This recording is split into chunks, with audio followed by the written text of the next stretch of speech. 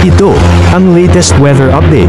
Alamin ang pinakasariwang ulat panahon ngayon dito sa Information TV Educational Channel. Lumakas pa nga ho ito at ngayon ay taglay ang maximum winds na 100 km per hour near the center at gustiness na umaabot po sa 125 km per hour.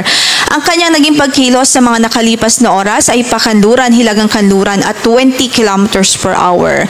At based po sa latest available data, nakita ang sentro nito sa layong 150 kilometers silangan ng Kasiguran, Aurora. So malapit na po, napakalapit na nito sa ating kalupaan. Ilang oras na lamang ay lalapit na ang sentro sa ating landmass.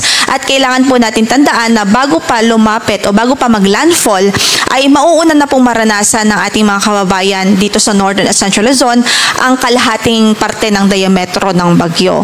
Kaya't kaugnay dyan, based po dito sa latest radar imagery po natin, narito po yung sentro ng bagyo at approaching na po ito papunta dito sa southern portion ng Isabela o northern portion ng Aurora as its entry point. So nakikita po natin ang possible landfall ay northern portion ng Aurora o kaya naman ay sa southern portion ng Isabela. Pero bukod dyan, bukod sa landfall ay ngayon nga po as early as now, nararanasan na at nakaka-apekto na yung kalahating parte ng bagyo, ng diametro ng bagyo.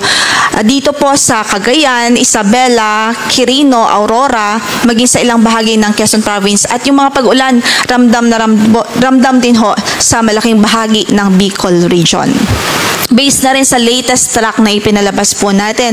So makikita nga po natin na posible ang landfall nito is ngayong umaga na rin. Today, ngayong umaga hanggang noontime, yung time range ng kanyang landfall at pinapakita din po ng ating mga models na posible po mag-west-northwestward pa rin ang kanyang movement. So tatahakin ito at magtatraverse po ito sa northern Luzon before exiting the landmass. So posible na nasa labas na po siya ng ating kalupaan mamayang hapon o gabi. And then, ang kanyang exit sa PAR, inaasahan po natin by Saturday or early morning, so madaling araw ng Sabado ho yan. Kaugnay dyan, signal number 3 pa rin, nakataas ngayon sa northern portion ng Aurora, central and southern portions ng Isabela, sa northern portion ng Quirino, northern portion ng Nueva Vizcaya, Mountain Province, Ifugao, southeastern portion ng Abra, northern portion ng Benguet, central and southern portions ng Ilocos Sur, habang signal number 3 din sa northern portion ng La Union. Ito po yung mga lalawigan o mga lugar kung saan inaasahan natin mararanasan nga po yung pinakamalakas na epekto ng hangin na dala po nitong si Bagyong Paulo. Samantala, signal number 2 naman, dito sa central and southern portions ng mainland Cagayan, rest of Isabela, rest of Quirino, rest of Nueva Vizcaya, central portion of Aurora, northern portion of Nueva Ecija, central and southern portions of Apayao, Kalinga, rest of Abra, rest of Benguet, southern portion ng Ilocos Norte, rest of Ilocos Sur, rest of La Union, northern portion ng Pangasinan.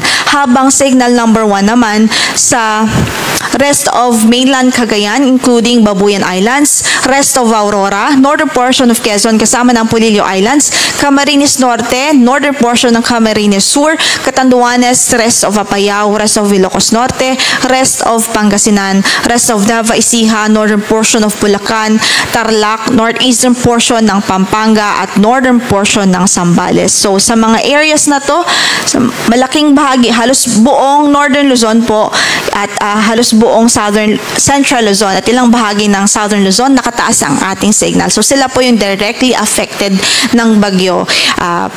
We're hoping that by this time ay nakapag-prepare na po ang ating mga kababayan at nasa safe at matitibay na po silang lugar at establishments para po magkubli at para po sa maprotektahan ng ating mga buhay at properties din ho.